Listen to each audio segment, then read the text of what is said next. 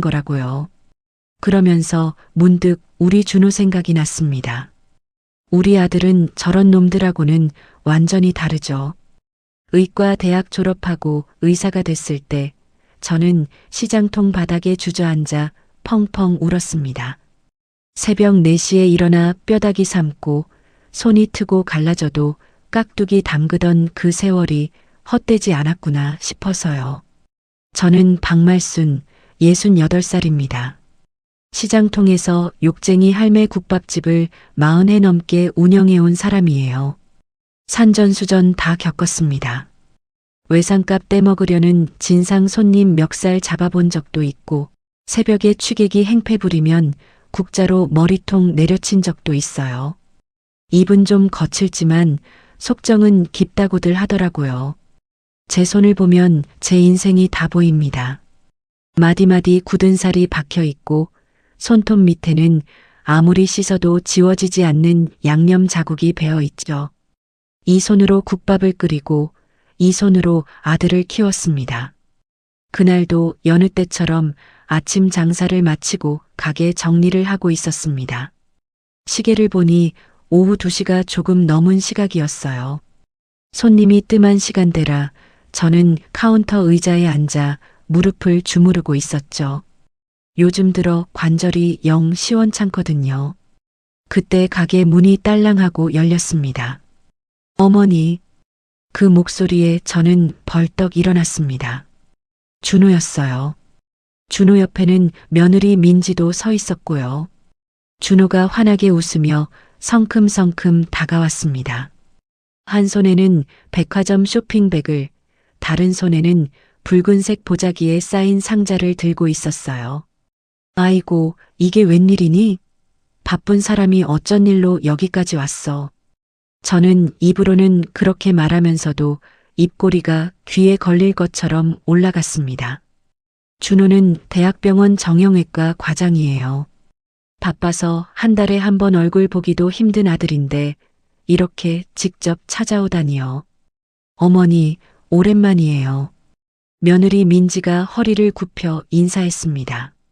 34살 간호조무사 출신인데 결혼하고 나서는 전업주부로 지내고 있죠. 예쁘장하게 생겼고 늘 단정하게 차려입고 다니는 애예요. 그래, 민지도 왔구나. 둘이 뭘 이렇게 바리바리 싸들고 왔어. 준호가 보자기를 풀었습니다. 안에서 나온 건 최고급 한우 세트였어요. 등심이며 안심이며 마블링이 눈처럼 하얗게 박혀 있는 게 한눈에 봐도 비싼 거였습니다. 어머니 몸보신 하시라고요. 요즘 국밥집 하시느라 많이 피곤하시잖아요. 아이고, 이런 비싼 걸.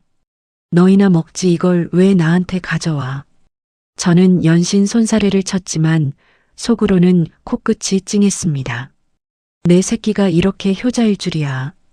그런데 준호가 쇼핑백을 들어 올리며 말했습니다. 어머니, 이게 진짜 선물이에요. 한번 보세요. 쇼핑백 안에서 꺼낸 건 등산복이었습니다. 그런데 색깔이 보통이 아니었어요. 형광 주황색. 그것도 아주 쨍하고 눈이 부실 정도로 튀는 색이었습니다. 재킷이랑 바지가 한 세트로 들어 있었죠. 어머니, 요즘 산에서 조난사고가 얼마나 많은지 아세요? 무조건 눈에 띄는 옷을 입으셔야 해요. 이 색이면 헬기에서도 바로 보인대요.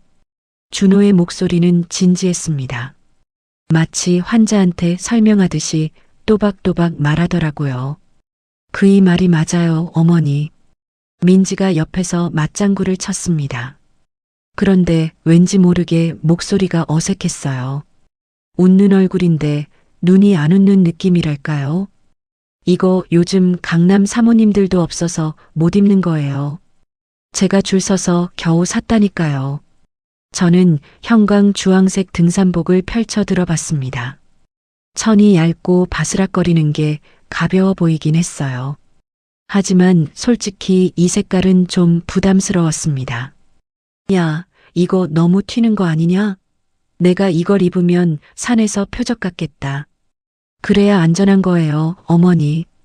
요즘 산은 위험해요. 무조건 눈에 띄어야 해요. 준호가 다시 한번 강조했습니다. 그 말에 저는 고개를 끄덕였죠. 내 아들이 이렇게까지 걱정해 주는데 뭘 더 바라겠어요. 그때 준호가 쇼핑백 안에서 또 뭔가를 꺼냈습니다. 등산화였어요. 새까만 색의 밑창이 두툼한 게 튼튼해 보였습니다. 이건 최신 기능성 등산화예요. 미끄럼 방지 기능이 특허받은 제품이래요. 준호가 갑자기 제 앞에 무릎을 꿇었습니다. 저는 깜짝 놀랐어요. 야야, 이게 무슨 짓이니? 일어나. 어머니, 잠깐만요. 제가 신겨드릴게요. 준호는 제 낡은 슬리퍼를 벗기고 새 등산화를 조심스럽게 신겨줬습니다. 마치 어린 시절 제가 준호한테 신발 신겨주던 것처럼요. 그 모습을 내려다보는데 갑자기 눈물이 핑 돌았습니다. 내 아들이 이렇게 컸구나. 내가 키운 아들이 무릎까지 꿇고 어미한테 신발을 신겨주다니. 어머니, 이 매듭은 이중 옥매듭이라고 해요. 절대 안 풀리는 거예요. 제가 인터넷 보고 배웠어요. 준호가 끈을 묶기 시작했습니다. 그런데 좀 이상했어요. 끈을 너무 꽉 조이는 거예요. 발이 조여오는 느낌에 저는 인상을 찡그렸습니다. 야, 너무 꽉 묶는 거 아니니? 발이 좀 저리다. 이렇게 꽉 묶어야 산에서 안 미끄러져요. 풀리면 위험하거든요. 준호의 목소리는 단호했습니다. 저는 그냥 아들 말을 믿기로 했죠. 그때 민지를 슬쩍 봤는데 얘가 이상한 행동을 하고 있었어요. 손톱을 물어뜯고 있더라고요. 다리도 가만히 못 있고 까딱까딱 떨고 있었고요. 민지야, 너 어디 불편하니? 제가 물었더니 민지가 화들짝 놀라며 손을 내렸습니다. 아, 아니에요, 어머니. 그냥 커피를 좀 많이 마셔서요. 하. 웃음소리가 어색하게 끊겼습니다. 저는 좀 이상하다 싶으면서도 대수롭지 않게 넘겼어요. 어머니, 내일 등산 가실 거죠? 민지가 모시고 갈 거예요. 준호가 말했습니다. 내가 등산을? 네, 어머니 무릎도 안 좋으시잖아요. 적당히 운동하셔야 관절에 좋대요. 제가 코스도 알아봤어요. 힘들지 않은 곳이에요.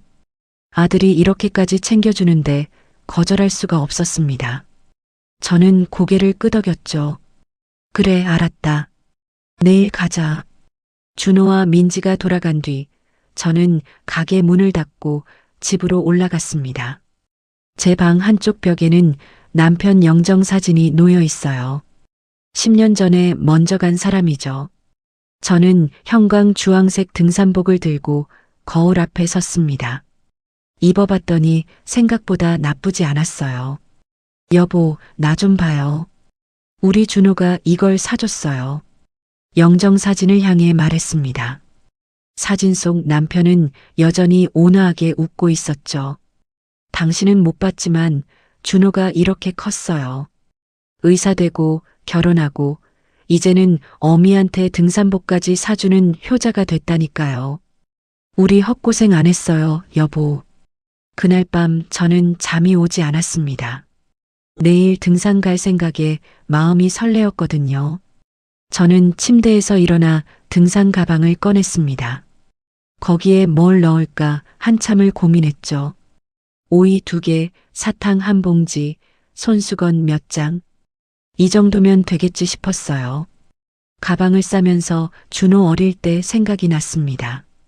소풍 가는 날이면 새벽부터 일어나 김밥 말아주던 기억이요. 준호가 빈 도시락 들고 돌아올 때면 그렇게 뿌듯할 수가 없었어요. 시계를 보니 새벽 1시가 넘었습니다. 내일 일찍 일어나야 하는데 잠은 안 오고 마음만 붕 뜬 느낌이었죠. 저는 다시 등산복을 꺼내 만져봤습니다. 바스락거리는 청감촉이 낯설면서도 기분 좋았어요. 내일이면 며느리랑 단둘이 산에 갑니다. 솔직히 민지랑 그렇게 가까운 사이는 아니에요. 명절 때나 생일 때 형식적으로 인사하는 정도였죠. 하지만 이번 기회에 좀 친해지면 좋겠다 싶었습니다. 며느리도 준호 못지않게 저한테 잘해주는 애니까요. 창밖으로 달빛이 흘러들었습니다. 저는 그 빛을 받으며 천천히 눈을 감았습니다. 내일은 좋은 날이 될 거라고 그때 저는 정말 그렇게 믿었습니다. 그게 제 인생 최악의 하루가 될 줄은 꿈에도 몰랐죠. 다음 날 아침 저는 새벽 5시에 눈이 떠졌습니다. 평소 국밥집 여는 시간보다 1시간이나 일찍이었죠. 설레는 마음에 잠을 설친 탓이에요. 형광 주황색 등산복을 입고 거울을 봤습니다. 어젯밤에도 봤지만 다시 봐도 색이 참 쨍하더라고요. 마치 도로 위 공사장 인부들이 입는 조끼색 같았어요. 아침 7시 민지한테서 전화가 왔습니다. 어머니, 저 30분 뒤에 도착해요. 준비하고 계세요. 그래, 알았다. 전화를 끊고 현관문 앞에서 기다렸습니다. 창밖으로 내다보니 하늘이 흐릿했어요. 비가 올 것 같기도 하고 아닌 것 같기도 하고 애매한 날씨였죠. 잠시 후 검은색 승용차 한 대가 골목으로 들어왔습니다. 민지 차였어요. 저는 등산 가방을 메고 후다닥 뛰어내려갔습니다. 어머니, 안녕하세요.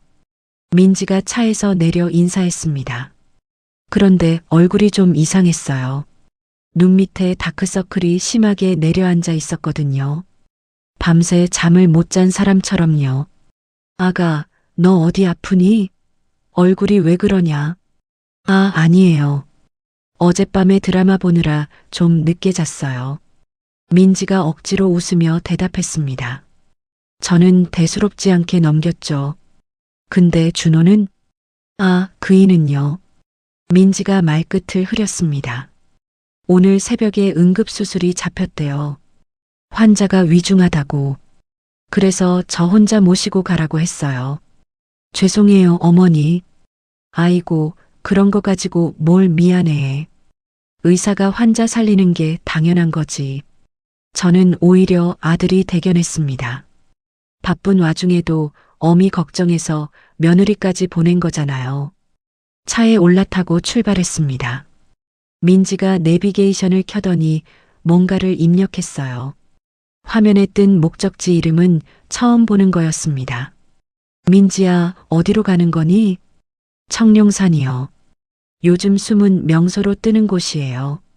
사람도 별로 없고 경치가 끝내준대요. 청룡산이라. 들어본 적 없는 이름이었습니다. 저는 고개를 갸웃거렸지만 며느리 말을 믿기로 했죠. 그런데 운전하는 민지 모습이 영 이상했어요.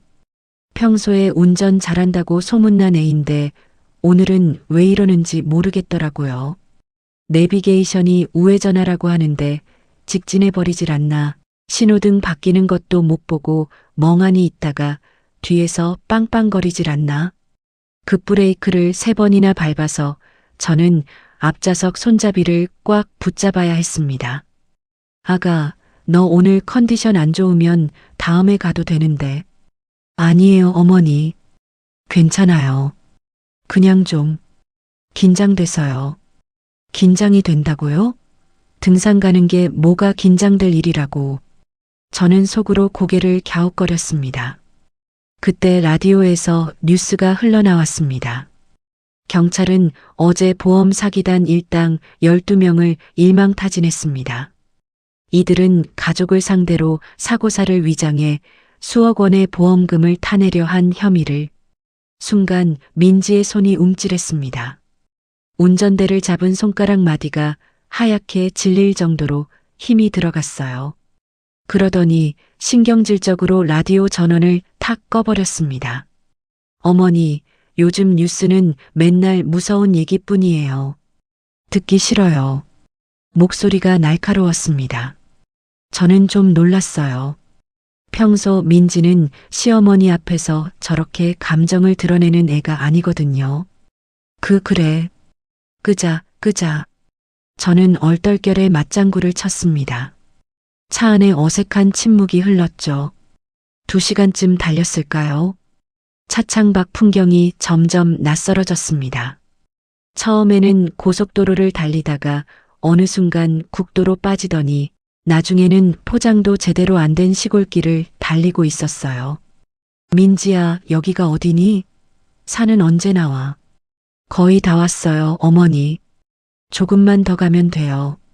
민지가 대답했지만 목소리에 확신이 없었습니다. 내비게이션 화면을 보니 목적지까지 남은 거리가 자꾸 늘어났다 줄어들었다 하더라고요.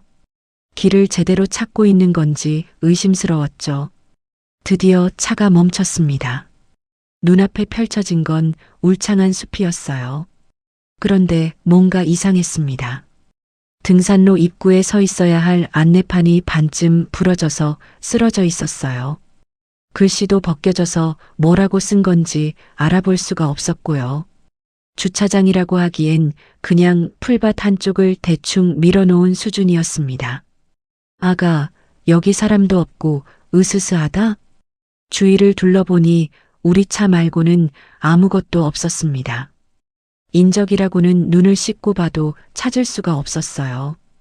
요즘은 언택트가 대세예요, 어머니. 이런 숨은 명소가 오히려 인기라니까요. 민지가 차에서 내리며 말했습니다. 하지만 눈동자가 흔들리고 있었어요. 저한테 하는 말인지 자기한테 하는 말인지 모를 정도로 중얼거리듯 말하더라고요. 저도 차에서 내렸습니다. 공기가 축축하고 서늘했어요. 어디선가 까마귀 울음소리가 들려왔습니다. 까악. 불길한 소리가 숲속에서 울려 퍼졌죠. 민지가 트렁크를 열었습니다. 거기서 배낭 2개를 꺼냈는데 민지 것은 유독 묵직해 보였어요. 무슨 돌덩이라도 넣은 것처럼 가방 끈이 팽팽하게 당겨져 있었습니다. 아가, 뭘 그렇게 많이 싸왔니? 등산 가는 거지 캠핑 가는 거 아니잖아. 아, 이거요? 그냥 먹을 거랑 이것저것이요. 민지가 황급히 가방을 어깨에 맸습니다. 그 순간 가방 지퍼 사이로 뭔가가 삐죽 튀어나와 있는 게 보였어요. 노란색 고무장갑이었습니다. 그것도 집에서 설거지할 때 쓰는 얇은 게 아니라 공사장에서 쓸 것 같은 두툼한 공업용 장갑이었죠. 민지야, 그거 뭐니? 장갑 같은데. 네. 아, 이거요? 민지가 소스라치게 놀라며 장갑을 가방 안으로 쑤셔 넣었습니다. 어머니 장갑 챙겨온 거예요. 산에서 돌 짚을 때 손 다칠까 봐요. 거짓말처럼 들렸습니다. 등산할 때 저런 공업용 장갑을 누가 써요. 하지만 저는 그냥 넘어갔어요. 며느리가 설마 무슨 나쁜 마음을 품었겠어요. 그때 민지의 핸드폰이 울렸습니다. 벨소리가 숲속 정적을 깨뜨리며 크게 울려 퍼졌죠. 민지가 화면을 보더니 얼굴이 굳었습니다. 화면에 뜬 이름이 보였어요. 내 사랑. 하트 이모티콘까지 붙어 있는 걸 보니 남편, 그러니까 우리 준호한테서 온 전화였습니다. 그런데 이상했어요. 남편한테서 전화가 왔는데 민지 표정이 왜 저렇게 어두운 거죠? 마치 무서운 사람한테서 전화가 온 것처럼 얼굴이 창백해졌거든요. 어머니, 잠깐만요. 전화 좀 받을게요. 민지가 저한테서 10걸음쯤 떨어진 곳으로 걸어갔습니다. 등을 돌리고 작은 목소리로 통화를 시작했죠. 바람 소리에 섞여서 잘 안 들렸지만 중간중간 민지 목소리가 높아지는 게 들렸습니다. 알았어. 한다고 했잖아. 재촉 좀 하지 마. 목소리가 떨리고 있었어요. 화가 났다기보다는 무섭고 다급한 느낌이었죠. 전화를 끄는 민지가 돌아왔습니다. 애써 웃는 얼굴이었지만 눈가가 빨갛게 달아올라 있었어요. 어머니, 죄송해요. 그이가 자꾸 걱정돼서 전화했대요. 둘이 싸웠니? 목소리가 좀 높던데. 아니에요, 그냥. 부부끼리 뭐 그런 거 있잖아요. 민지가 고개를 숙이며 말끝을 흐렸습니다. 저는 짐짓 모른 척하기로 했어요. 젊은 부부들 싸우다 금방 풀리는 거, 시어머니가 끼어들 일 아니니까요. 됐어. 부부싸움은 칼로 물베기야. 자, 우리 어서 올라가자. 저는 밝은 척 말하며 등산로 입구 쪽으로 걸어갔습니다. 그런데 발을 내딛는 순간 이상한 느낌이 들었어요. 까마귀 소리가 더 요란해진 것 같았고 숲 안쪽에서 불어오는 바람이 유난히 차갑게 느껴졌습니다. 훼손된 안내판 앞에 서서 숲을 올려다봤습니다. 나무들이 빽빽하게 들어차 있어서 햇빛도 제대로 들지 않았어요. 산이라기보다는 마치 거대한 입을 벌리고 있는 짐승 같았습니다. 등 뒤에서 민지의 숨소리가 들렸습니다. 거칠고 불안정한 호흡이었죠. 저는 그때 처음으로 묘한 불안감을 느꼈습니다. 뭔가 잘못되고 있다는 느낌. 하지만 그게 뭔지는 알 수 없었어요. 그냥 기분 탓이겠지. 저는 스스로를 다독이며 산속으로 첫 발을 내디뎠습니다. 산길은 생각보다 험했습니다. 낙엽이 두껍게 쌓여 있어서 발이 푹푹 빠졌고 군데군데 젖은 바위들이 튀어나와 있었어요. 저는 앞장서서 걸었습니다. 40회 넘게 시장통을 누비며 단련된 다리라 웬만한 오르막은 거뜬했거든요. 새벽 4시에 일어나 국밥집 문 열고 무거운 육수, 손 나르고 하루 종일 서서 일하는 게 저한테는 일상이니까요. 민지는 제 뒤를 따라왔습니다. 숨이 차는지 연신 헐떡거리더라고요. 어머니, 좀 천천히 가요. 무릎 안 좋으시잖아요. 괜찮아. 이 정도는 약과야. 저는 씩씩하게 대답했습니다. 하지만 사실 이상한 게 있었어요. 무릎이 아닌 발이 문제였습니다. 준호가 사준 새 등산화가 자꾸 미끄러지는 거예요. 처음에는 낙엽 때문이려니 했습니다. 젖은 낙엽이 미끄러운 건 당연하니까요. 그런데 바위를 디딜 때도 마찬가지였어요. 발을 딛는 순간 찌익하는 소리와 함께 뒤로 밀렸습니다. 어라? 저는 멈춰서서 발밑을 내려다봤습니다.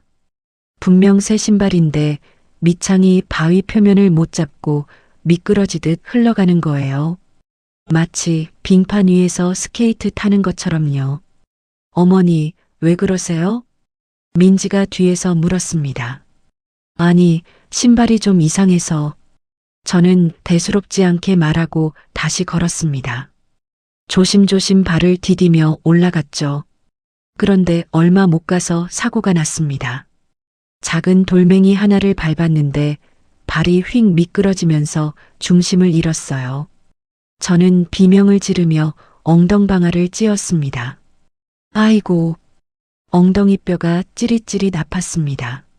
손바닥은 땅을 짚느라 까져서 피가 맺혔고요. 어머니, 민지가 달려왔습니다.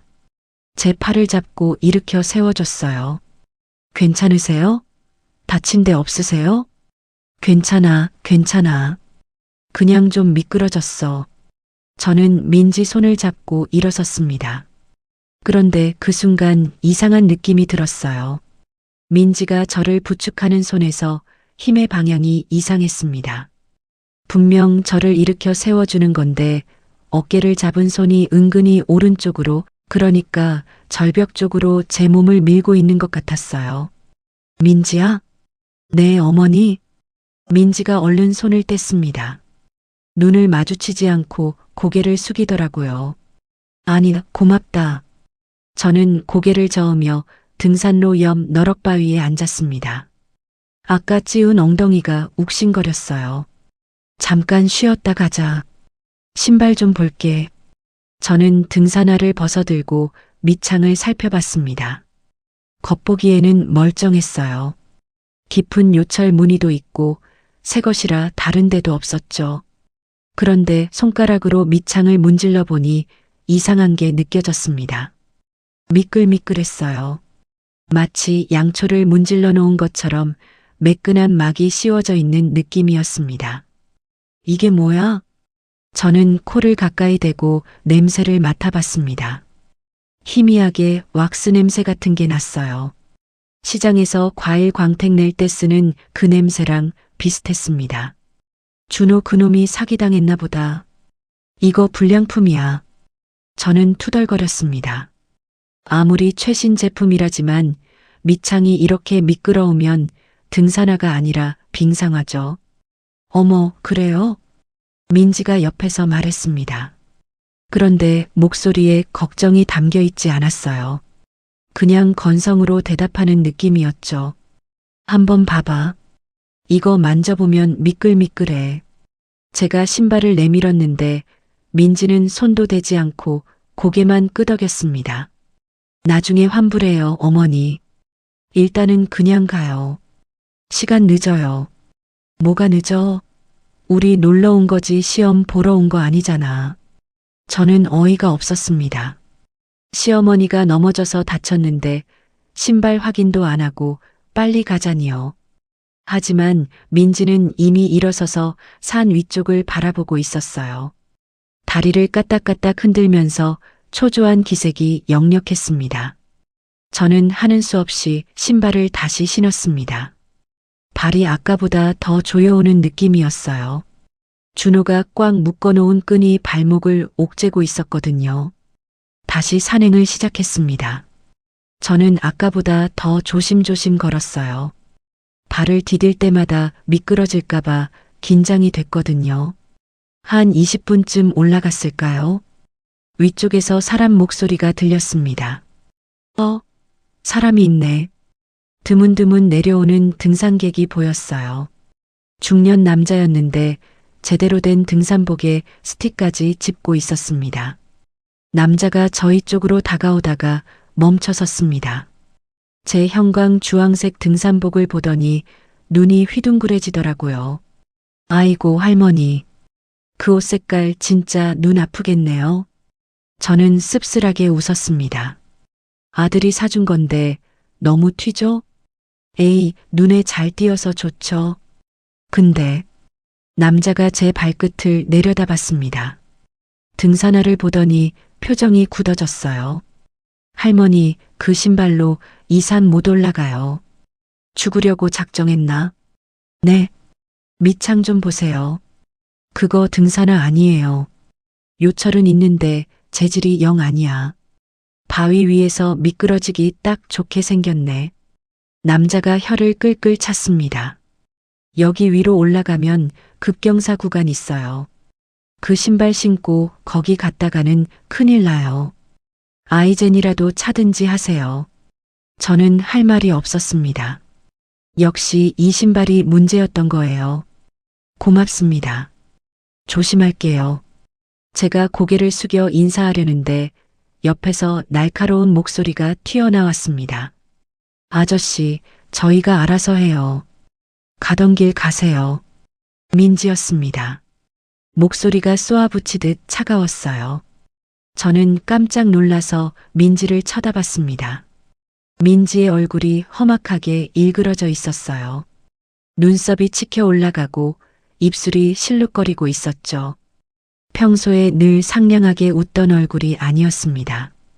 남자도 당황한 표정이었어요. 아니, 내가 걱정돼서 하는 말인데 걱정 안 해주셔도 돼요. 신경 끄세요. 민지가 팔짱을 끼며 쏘아붙였습니다. 남자는 어이없다는 듯 코웃음을 치더니 고개를 절레절레 흔들며 지나갔어요. 요즘 젊은 사람들은 버릇이 없어. 남자의 중얼거림이 멀어져 갔습니다. 저는 멍하니 민지를 바라봤어요. 민지야, 너 왜 그러니? 저 아저씨가 뭘 잘못했다고. 어머니, 모르는 사람 말 들으면 안 돼요. 요즘 산에 이상한 사람 많대요. 민지가 퉁명스럽게 대답했습니다. 하지만 목소리가 떨리고 있었어요. 저는 그제야 깨달았습니다. 며느리의 속을 평생 모르고 살았구나. 겉으로는 얌전하고 착한 척하더니 속에 이런 모습을 감추고 있었던 거예요. 민지가 성큼성큼 앞서 걸었습니다. 저는 그 뒷모습을 보며 천천히 따라갔어요. 등산로가 점점 좁아지고 가팔라졌습니다. 양옆으로는 낭떠러지가 보이기 시작했고요. 발밑에서는 돌멩이들이 와르르 굴러떨어지는 소리가 났습니다. 민지가 뒤를 돌아봤습니다. 어머니, 빨리 오세요. 좀 있으면 정상이에요. 그 말투가 재촉하는 것처럼 들렸습니다. 아니, 몰아붙이는 것처럼요. 저는 문득 이상한 생각이 들었습니다. 마치 제가 짐승처럼 몰이를 당하고 있는 느낌이었어요. 사냥꾼이 사냥감을 절벽 쪽으로 몰아가듯이요. 그냥 기분 탓이겠지. 저는 스스로를 타일렀습니다. 며느리가 설마 시어머니한테 무슨 나쁜 마음을 품었겠어요. 하지만 미끄러운 등산화를 디딜 때마다, 발밑에서 자갈이 굴러떨어질 때마다 불안감은 조금씩 커져만 갔습니다. 산 중턱에 낡은 정자가 나타났습니다. 기둥이 삐뚤어지고 지붕 기와가 군데군데 깨져 있었어요. 사람 손이 닿지 않은 지 오래된 것 같았습니다. 어머니, 여기서 좀 쉬었다가요. 민지가 말했습니다. 저는 고개를 끄덕이고 정자 마루에 털썩 주저앉았어요. 다리가 후들거렸거든요. 미끄러운 신발 때문에 온 신경을 발끝에 집중하느라 진이 빠진 거예요. 저 화장실 좀 다녀올게요. 어머니, 여기 계세요. 민지가 배낭을 내려놓으며 말했습니다. 화장실이 어디 있어? 아까 올라오다 보니까 저쪽 숲 뒤에 재래식 있던데요. 민지가 손가락으로 숲 한쪽을 가리켰습니다. 저는 고개를 끄덕였죠. 그래, 다녀와. 민지가 숲속으로 사라졌습니다. 저는 혼자 남아 다리를 주무르기 시작했어요. 무릎 관절이 욱신거렸습니다. 아까 넘어졌을 때 충격이 아직 남아있는 것 같았어요. 정자 주변은 고요했습니다. 새소리도 없고 바람소리도 잦아들어서 귀가 멍멍할 정도였죠. 저는 가방에서 오이를 꺼내 한 입 베어 물었습니다. 아삭아삭 씹히는 소리가 정막을 깼어요. 그때였습니다. 정자 계단 쪽에서 발소리가 들렸어요. 저는 고개를 돌렸습니다. 웬 남자가 비틀거리며 올라오고 있었어요. 등산객 차림이 아니었습니다. 허름한 회색 작업복에 낡은 운동화를 신고 있었어요. 머리는 헝클어져 있고 얼굴은 땀에 절어번들거렸습니다. 50살은 넘어 보이는 사람이었죠. 아이고, 아이고. 남자가 신음을 내며 정자로 올라왔습니다. 다리를 절뚝거리고 있었어요. 발목을 삐끗한 것처럼 보였습니다. 아저씨, 괜찮으세요? 저는 반사적으로 물었습니다. 시장통에서 오래 장사하다 보면 누가 진짜 아픈 건지 아닌지 대충 눈에 보이거든요. 그런데 이 남자는 뭔가 이상했어요. 아프다고 하면서도 눈동자가 또렷하게 저를 살피고 있었습니다. 아이고, 죄송합니다. 발목을 좀 삐어서요. 남자가 비틀거리며 제 쪽으로 다가왔습니다. 저는 자리에서 일어나 부축해 주려고 손을 내밀었어요. 그 순간이었습니다. 남자가 쓰러지는 척하며 제 몸에 부딪혔어요. 저는 중심을 잃고 휘청거렸죠. 아이고. 남자가 제 어깨를 붙잡았습니다. 마치 넘어지지 않으려고 저한테 매달리는 것처럼요. 그러면서 한 손이 제 등산복 주머니 쪽으로 쓱 움직였어요. 뭔가가 주머니 안으로 밀려 들어오는 느낌이 났습니다. 꼬깃꼬깃한 종이 같은 거였어요. 그리고 남자의 입술이 제 귓가에 바짝 다가왔습니다. 숨냄새가 느껴질 정도로 가까웠어요. 남자가 속삭였습니다. 아주 낮고 빠른 목소리로요. 읽고 바로 찢어요. 며느리 믿지 마요. 아들이 시킨 겁니다. 저는 심장이 철렁 내려앉았습니다. 뭐라고요? 도망치세요. 남자가 마지막으로 그 말을 남기고 몸을 일으켰습니다. 그러더니 절뚝거리던 다리가 언제 그랬냐는 듯 성큼성큼 걸어서 숲속 샛길로 사라져버렸어요. 저는 멍하니 서 있었습니다. 방금 무슨 일이 벌어진 거죠? 떨리는 손으로 주머니를 더듬었습니다. 손끝에 종이가 만져졌어요. 꼬깃꼬깃 접힌 작은 종이였습니다. 주위를 둘러봤습니다. 민지는 아직 돌아오지 않았어요. 저는 조심스럽게 종이를 꺼내 펼쳤습니다. 영수증 뒷면이었어요. 편의점에서 뭔가를 산 영수증인데 뒷면에 볼펜으로 글씨가 급하게 휘갈겨져 있었습니다. 글씨를 읽는 순간 온몸에 소름이 돋았습니다.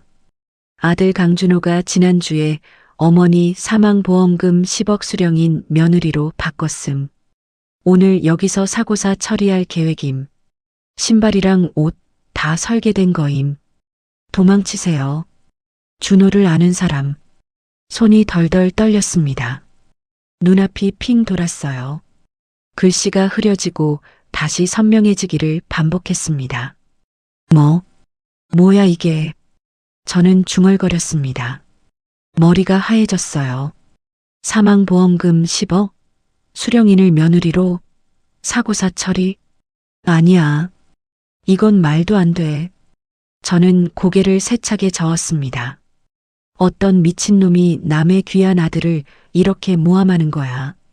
요즘 보이스피싱도 별별 수법이 다 있다더니 이건 분명 신종 사기야. 하지만 머릿속에서 퍼즐 조각들이 맞춰지기 시작했습니다. 눈이 아플 정도로 쨍한 형광 주황색 등산복. 눈에 띄어야 한다며 굳이 이 색을 고른 아들. 헬기에서도 보인다던 그 말. 그건 조난당했을 때가 아니라 시체를 찾기 쉽게 하려는 거였던 걸까요? 기름칠한 듯 미끄러운 등산화. 최신 기능이라던 그 신발. 미끄럼 방지가 아니라 미끄러지라고 만든 신발이었던 걸까요? 절대 풀리지 않는다며 꽉 묶어준 신발끈. 그건 도망치지 못하게 하려는 결박이었던 걸까요?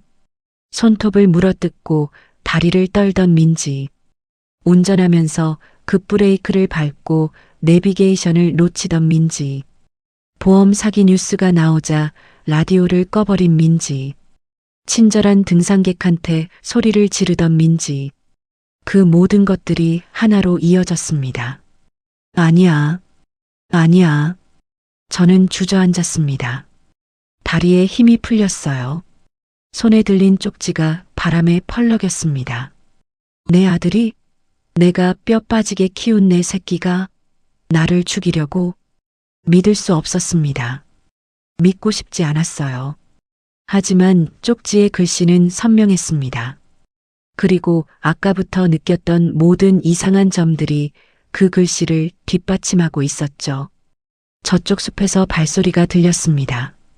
민지가 돌아오고 있었어요. 저는 본능적으로 움직였습니다. 쪽지를 입안에 쑤셔 넣고 씹기 시작했어요. 영수증 종이가 침에 젖어 물렁물렁해졌습니다. 저는 그걸 억지로 삼켰어요. 목구멍이 칼칼했습니다. 하지만 증거를 남길 수는 없었어요. 민지가 정자로 올라왔습니다. 어머니, 오래 기다리셨죠? 화장실이 너무 더러워서요. 웃는 얼굴이었습니다. 하지만 저한테는 그 웃음이 달라 보였어요. 가면 같았습니다. 밑에 뭔가를 숨기고 있는 가면. 아니다, 괜찮아. 나도 좀 쉬었어. 저는 애써 평소처럼 대답했습니다. 목소리가 떨리지 않게 힘을 줬어요. 민지가 제 얼굴을 살폈습니다. 뭔가 눈치를 챈 걸까요? 아니면 제가 너무 예민해진 걸까요? 어머니, 얼굴이 좀 안 좋아 보여요. 어디 불편하세요? 아니야, 그냥 좀 피곤해서 그래. 저는 고개를 저었습니다. 그러면서 민지의 눈을 똑바로 쳐다봤어요. 그 눈동자 속에서 뭔가를 읽으려고 했습니다. 진심인지 거짓인지. 하지만 민지는 여전히 웃고만 있었어요. 그럼 조금만 더 가요, 어머니. 위에 경치 좋은 데 있어요. 민지가 손을 내밀었습니다. 저는 그 손을 잡았습니다. 차가웠어요. 아니, 제 손이 차가운 건지 민지 손이 차가운 건지 알 수 없었습니다. 정자를 벗어나 다시 산길을 오르기 시작했습니다. 민지가 앞장서고 저는 뒤를 따랐어요. 아까까지는 제가 앞장섰는데 이제는 민지가 저를 이끌고 있었습니다. 어디로 이끌고 가는 걸까요? 저는 민지의 뒷모습을 바라보며 걸었습니다. 무거운 배낭을 맨 그 등이 이제는 낯선 사람처럼 보였어요. 내 며느리가 맞긴 한 걸까? 아니, 내 아들이 정말 내 아들이 맞긴 한 걸까? 발밑에서 자갈이 굴러떨어졌습니다. 미끄러운 등산화가 또 한 번 헛디뎠어요. 하지만 이번에는 넘어지지 않았습니다. 이를 악물고 버텼거든요. 살아야 했습니다. 어떻게든 살아서 이 산을 내려가야 했어요. 그리고 진실을 확인해야 했습니다. 내 아들이 정말 그런 놈인지 아닌지. 민지의 표정이 달라졌습니다.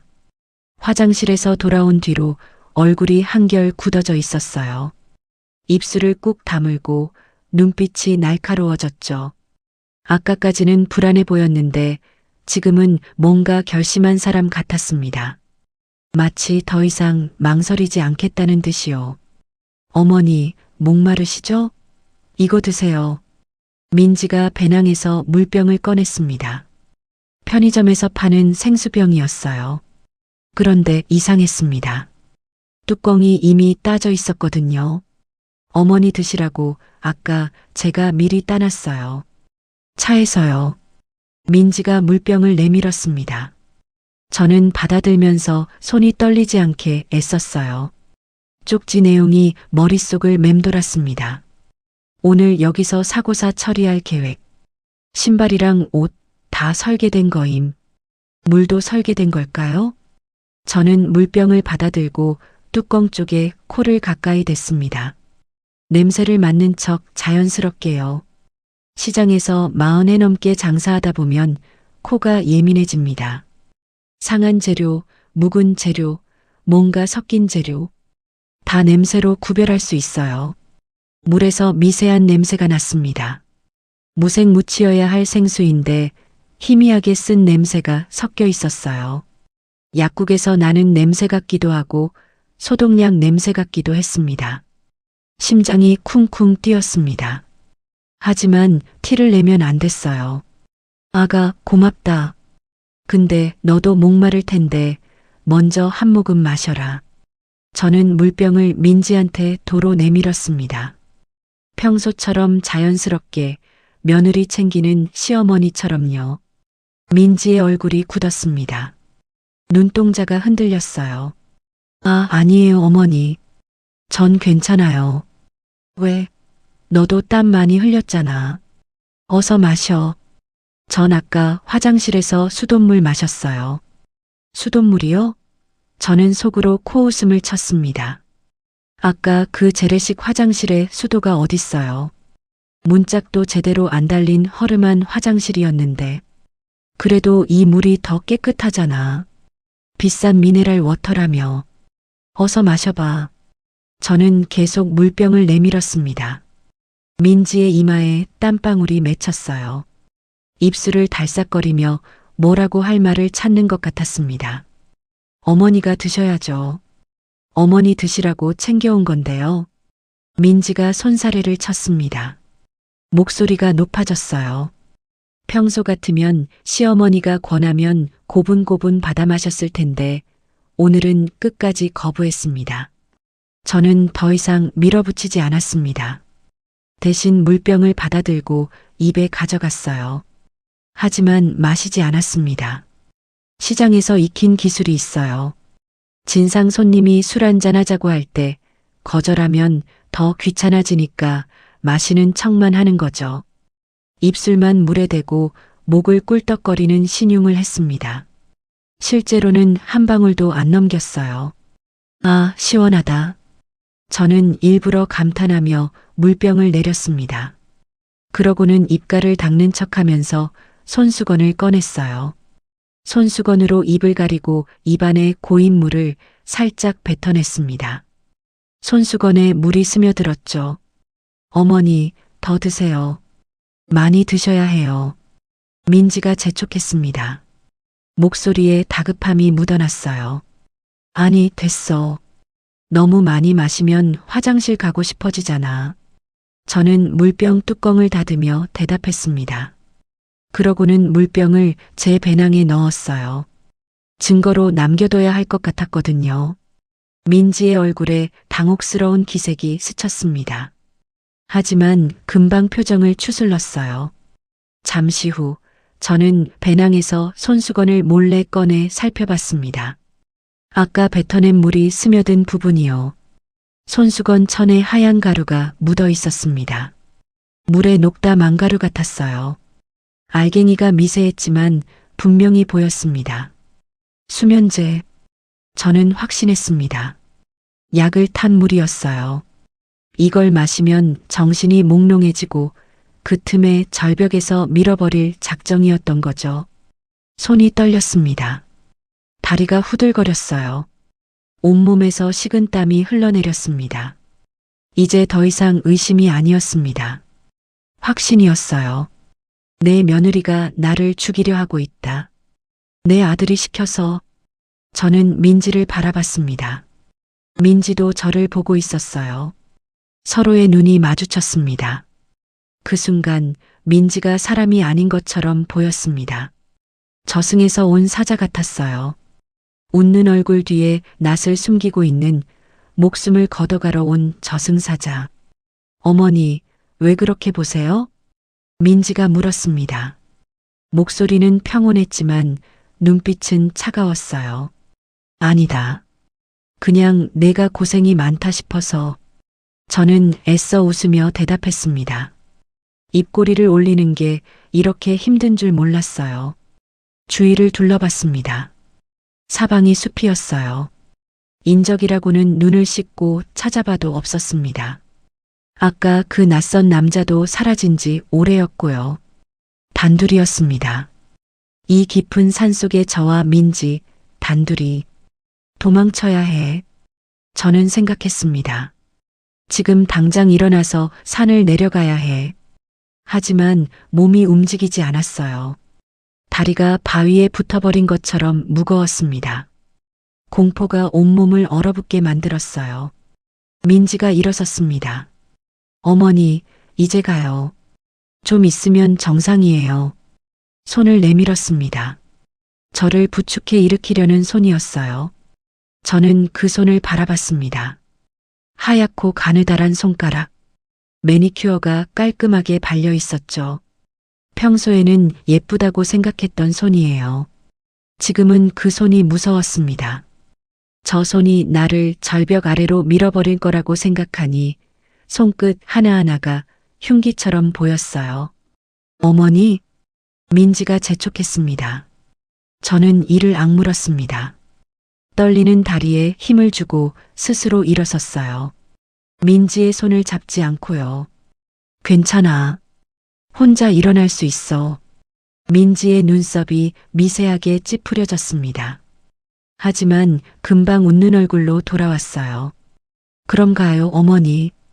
경치 좋은데 보여드릴게요. 민지가 앞장서서 걸었습니다. 저는 그 뒤를 따랐어요. 발걸음이 무거웠습니다. 미끄러운 등산화를 신은 발이 마치 쇠사슬에 묶인 것처럼 느껴졌어요. 경치 좋은데.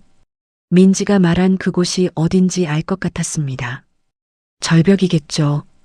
떨어지면 뼈도 못 추릴 낭떠러지.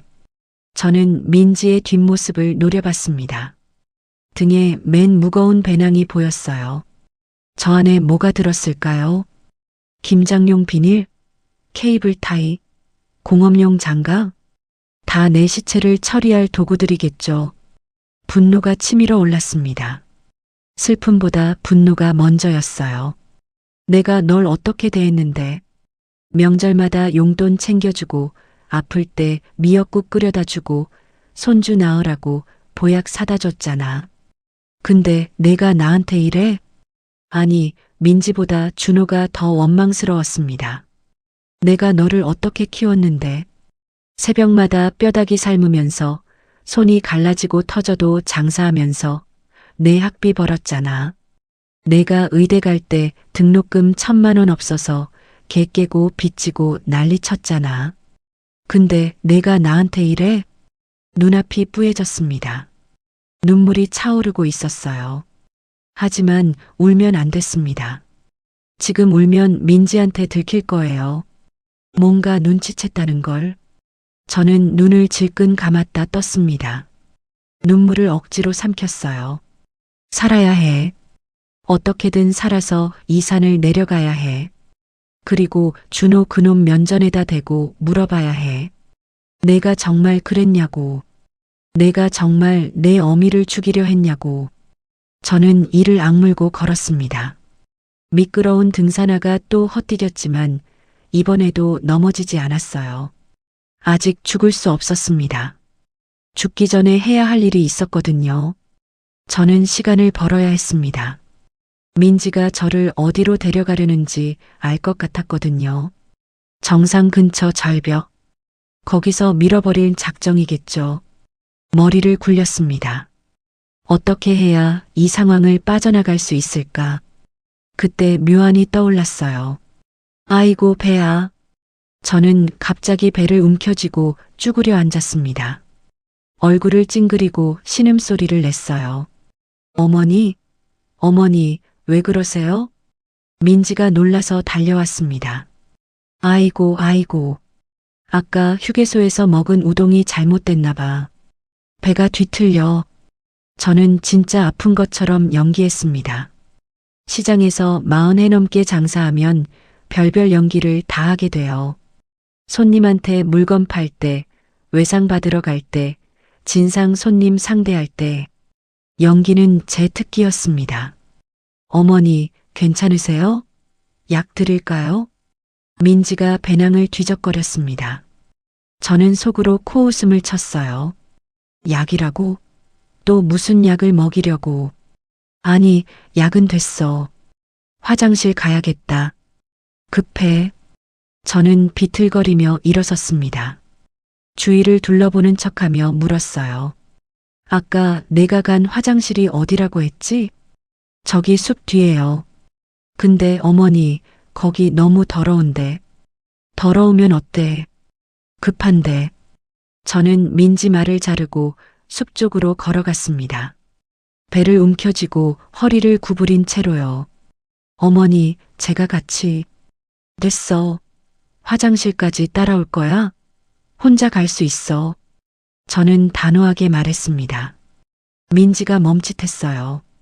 숲속으로 들어가니 낡은 재래식 화장실이 보였습니다.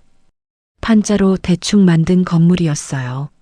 문짝은 반쯤 떨어져 나가 있었고 지붕도 군데군데 구멍이 나 있었죠. 저는 화장실 안으로 들어가 문을 닫았습니다. 아니, 닫으려고 했는데 문이 제대로 안 닫혔어요. 경첩이 녹슬어서 삐걱거리기만 했죠. 일단 안쪽 구석에 쭈그려 앉았습니다. 숨을 죽이고 귀를 기울였어요. 밖에서 발소리가 들렸습니다. 민지였어요. 화장실 근처까지 따라온 모양이었습니다. 그러더니 전화 거는 소리가 들렸어요. 버튼 누르는 소리, 신호음 가는 소리. 여보, 나야. 민지 목소리였습니다. 전화를 받은 상대는 준호겠죠. 저는 숨을 멈추고 귀를 쫑긋 세웠습니다. 판자벽이 낡아서 틈이 많았어요. 소리가 제법 선명하게 들렸습니다.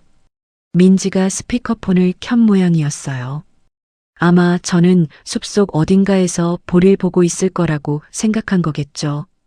화장실 안에 있는 줄은 모르고요. 준호 목소리가 들렸습니다. 아직도 안 끝났어? 짜증이 잔뜩 섞인 목소리였어요. 제가 아는 준호 목소리가 아니었습니다. 어머니한테 살갑게 굴던 그 효자 아들의 목소리가 아니었어요. 알아. 근데 쉽지 않아. 당신 엄마가 눈치가 보통이 아니야. 민지가 대답했습니다. 목소리가 떨리고 있었어요. 약 먹였어? 먹이려고 했는데 잘 안 먹어. 자기가 먼저 마셔보라고 하고. 아, 진짜 답답해서. 준호가 소리를 질렀습니다. 저는 심장이 덜컥 내려앉았어요. 그냥 밀어버리라니까. 약이고 뭐고 필요 없어. 절벽에서 그냥 밀어. 밀어버리라고요. 제 아들이 제 며느리한테 어미를 밀어버리라고 소리치고 있었습니다. 알았어, 알았다고. 나도 무섭단 말이야. 당신 엄마 눈치가 보통이 아니라고. 자꾸 날 의심하는 눈초리야. 민지 목소리에 울음기가 섞였습니다. 의심하면 어때? 어차피 오늘 끝낼 건데. 준호가 차갑게 말했어요. 오늘 못 끝내면 내일 병원 압류 들어온다고. 알아? 그 노인네 죽어야 10억이 나와. 10억이면 빚 절반은 갚아. 그 노인네. 제 아들이 저를 그렇게 불렀습니다. 그 노인네. 어머니도 아니고 엄마도 아니고 그 노인네. 저는 입을 틀어막았습니다. 비명이 나올 것 같았거든요. 온몸이 부들부들 떨렸어요. 눈에서 눈물이 쏟아져 내렸습니다. 여보, 나 무서워. 민지가 흐느꼈습니다. 무섭긴 뭐가 무서워. 눈 딱 감고 해. 밀고 나서 빨리 내려와. 내가 알리바이 만들어 놓을게. 준호 목소리는 냉정했어요. 마치 수술 스케줄 잡듯이 담담하게 말하더라고요. 끝나면 전화해. 사랑해, 여보. 뚜뚜뚜. 전화가 끊겼습니다. 저는 화장실 바닥에 주저앉았습니다. 다리에 힘이 풀려서 서 있을 수가 없었어요. 입을 틀어막고 소리 없이 울었습니다. 어깨가 들썩거렸어요. 눈물이 볼을 타고 턱 밑으로 뚝뚝 떨어졌습니다. 내 아들이, 내가 뼈 빠지게 키운 내 아들이 나를 죽이려 해. 돈 때문에, 고작 돈 때문에. 새벽마다 국밥 끓이며 키운 아들이에요. 손이 갈라지고 터져도 장사해서 학비된 아들이에요. 의대 갈 때 빚까지 지며 등록금 마련해준 아들이에요. 그 아들이 저를 그 노인네라고 불렀습니다. 죽어야 10억이 나온다고 했습니다. 슬픔이 가슴을 찢었습니다. 심장이 찢어지는 것 같았어요. 하지만 이상하게도 그 슬픔은 오래가지 않았습니다. 슬픔이 분노로 바뀌었어요. 뜨겁게 끓어오르는 분노로. 내가 널 어떻게 키웠는데? 내가 나한테 이럴 수는 없어. 저는 눈물을 닦았습니다. 행주로 얼룩 닦듯이 거칠게 문질렀어요. 이를 악물었습니다. 떨리는 다리에 힘을 줬어요. 죽을 수 없었습니다. 이대로 죽을 수는 없었어요. 저놈한테 죽임을 당할 수는 없었습니다. 내가 낳고 키운 놈한테 돈 때문에 버림받을 수는 없었어요. 살아야 했습니다. 어떻게든 살아서 이 산을 내려가야 했어요. 그리고 준호 그놈 면전에 대고 물어봐야 했습니다. 아니, 물어볼 것도 없었어요. 이미 다 들었으니까요. 저는 화장실에서 일어섰습니다. 더러운 판자벽에 손을 짚고 몸을 일으켰어요. 거울이 없어서 제 얼굴을 볼 수 없었지만 아마 눈이 시뻘겋게 부어 있을 거예요. 그래도 상관없었습니다. 심호흡을 했습니다. 한 번, 두 번, 세 번. 표정을 가다듬었어요. 분노를 꾹꾹 눌러 담았습니다. 아직 티를 내면 안 됐거든요. 화장실 문을 열고 나왔습니다. 민지가 저쪽에 서 있었어요. 전화를 끊고 담배를 피우고 있었습니다. 저를 보더니 황급히 담배를 비벼 껐어요. 어머니, 괜찮으세요? 배는 좀 나아졌어요? 웃는 얼굴이었습니다. 방금 전화로 저를 죽이라는 지시를 받은 사람 얼굴이 아니었어요. 저도 웃었습니다. 평소처럼 넉살 좋은 시어머니의 웃음으로요. 응, 한결 나았어. 가자. 저는 민지를 지나쳐 걸었습니다. 이번에는 제가 앞장섰어요. 민지가 뒤에서 따라왔습니다. 그 발소리가 사형 집행인의 발소리처럼 들렸어요. 하지만 저는 더 이상 두렵지 않았습니다. 두려움은 분노에게 자리를 내줬거든요. 어디 한번 해보자. 내가 나를 죽이나 내가 살아남나. 저는 이를 악물고 산길을 올랐습니다. 산길은 점점 더 험해졌습니다. 경사가 가팔라지고 양옆으로 낭떠러지가 보이기 시작했어요. 발밑에서 돌멩이들이 와르르 굴러떨어지는 소리가 계곡 아래로 메아리 쳤습니다. 저는 일부러 앞장서서 걸었습니다. 민지가 뒤에서 저를 밀지 못하도록요. 등 뒤에 적을 두면 안 된다는 건 시장통에서 배운 생존 법칙이었어요. 외상값 받으러 갈 때도 절대 등을 보이면 안 됐거든요. 민지가 뒤에서 헐떡거리며 따라왔습니다. 어머니, 거기서 좌회전하세요. 정상 가는 길이에요. 저는 고개를 돌려 민지가 가리키는 방향을 봤습니다. 좁은 오솔길이 바위 사이로 나 있었어요. 저쪽으로 가면 뭐가 있는지 알 것 같았습니다. 절벽이겠죠. 저를 떨어뜨릴 절벽. 알았어. 저는 짧게 대답하고 그 길로 접어들었습니다. 도망칠까도 생각했어요. 하지만 이 산은 민지가 골라온 곳이에요. 지리를 모르는 제가 함부로 도망쳤다가는 오히려 길을 잃을 수 있었습니다. 차라리 민지를 따라가면서 기회를 노리는 게 나았어요. 오솔길 끝에 탁 트인 공간이 나타났습니다. 바위가 절벽 쪽으로 툭 튀어나와 있었어요. 아래를 내려다보니 까마득한 계곡이었습니다. 안개가 자욱해서 바닥이 보이지 않았어요. 떨어지면 시신 수습도 어려울 높이였습니다. 어머니, 여기에요. 여기가 뷰가 끝내줘요. 민지가 헐떡이며 올라왔습니다. 얼굴에 땀이 흥건했어요. 하지만 눈빛은 또렷했습니다. 결심한 사람의 눈빛이었죠. 저기 바위 끝에 서보세요. 제가 사진 찍어드릴게요. 민지가 핸드폰을 꺼내 들었습니다. 저를 절벽 끝으로 유인하려는 거였어요. 거기 서면 밀기 딱 좋으니까요. 저는 절벽 쪽을 바라봤습니다. 바위 끝이 날카롭게 튀어나와 있었어요. 거기 서면 뒤로 물러설 공간이 없었습니다. 한 발짝만 밀리면 그대로 추락이었죠. 경치 좋네. 저는 담담하게 말했습니다. 그러고는 천천히 절벽 쪽으로 걸어갔어요. 민지가 원하는 대로요. 발걸음을 옮기면서 주변을 살폈습니다. 왼쪽에 주먹만 한 돌멩이가 있었어요. 오른쪽에는 부러진 나뭇가지가 있었고요. 싸움이 붙으면 쓸 수 있는 것들이었습니다. 바위 끝에 섰습니다. 바람이 세차게 불어왔어요.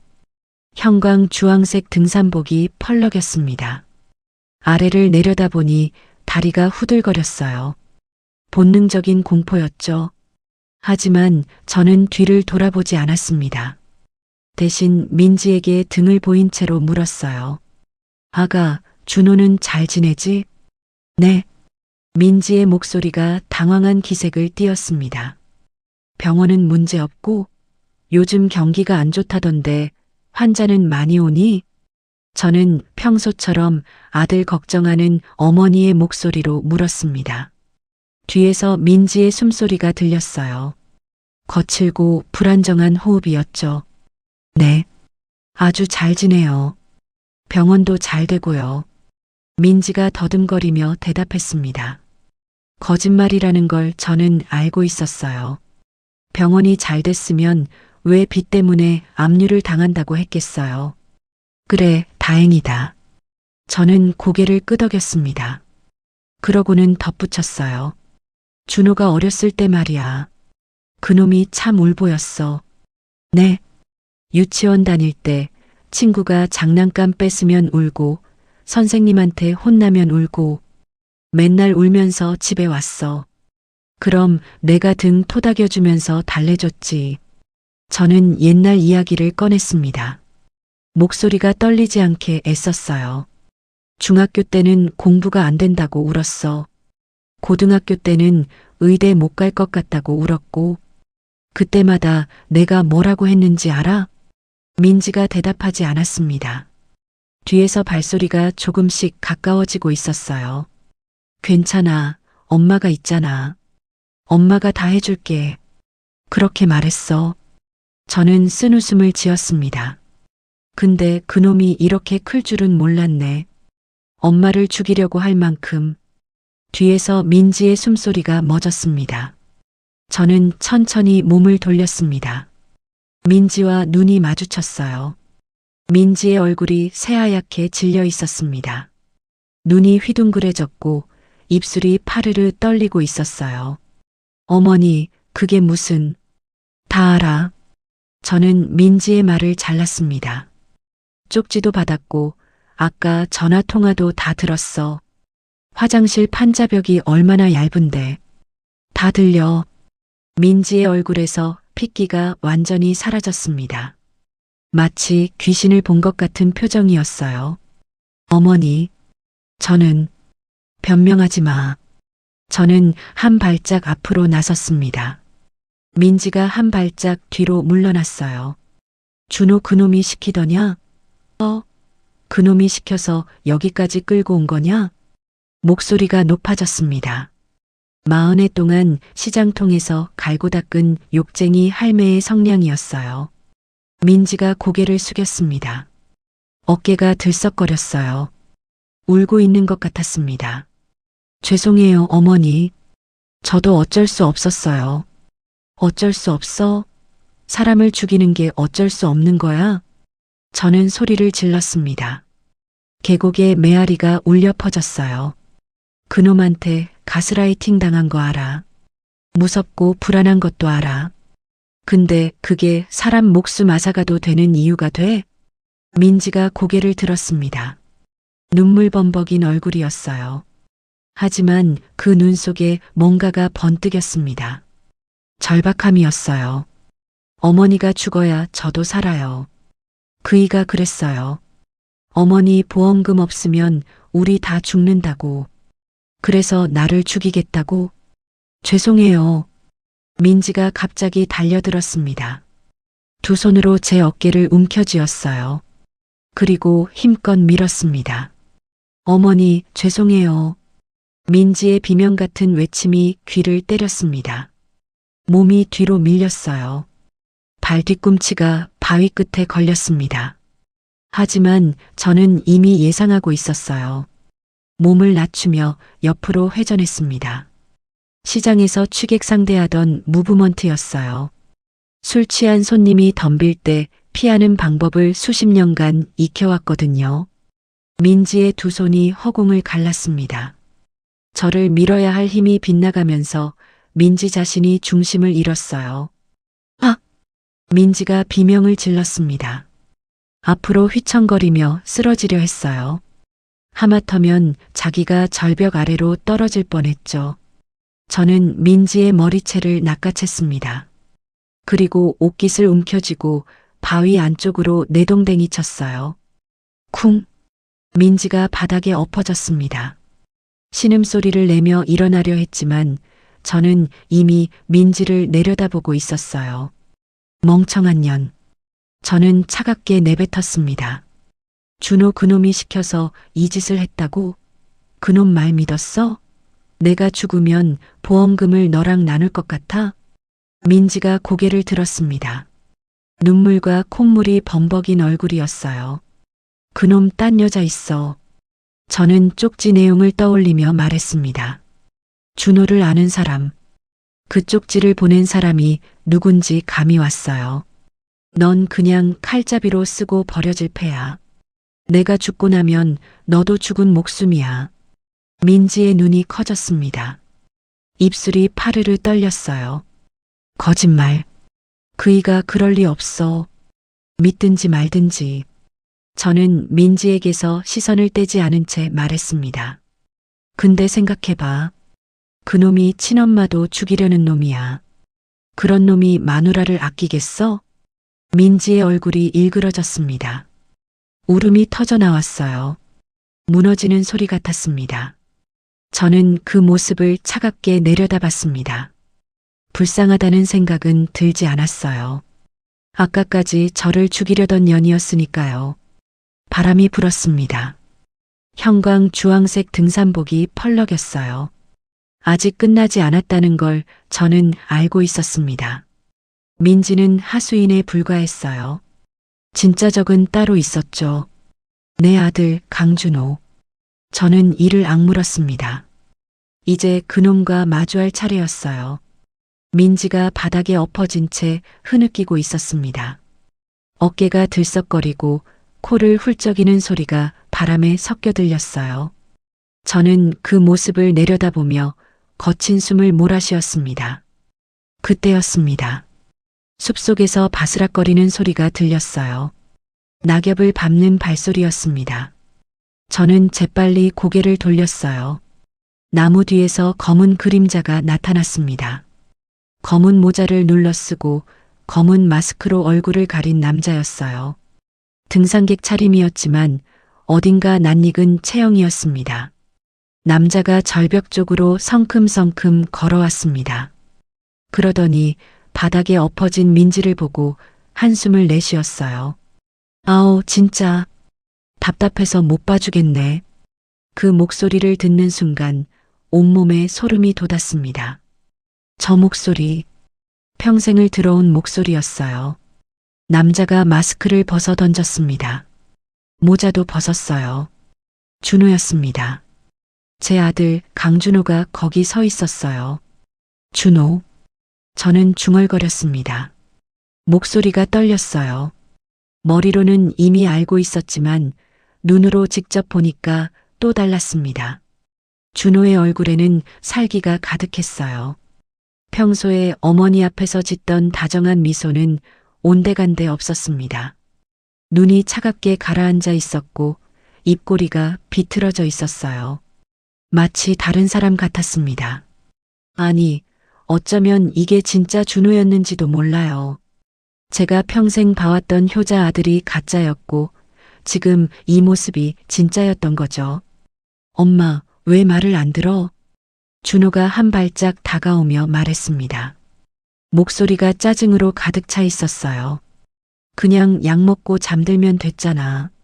그러면 아무것도 모르고 편하게 갔을 텐데. 왜 이렇게 일을 복잡하게 만들어? 저는 믿을 수가 없었습니다.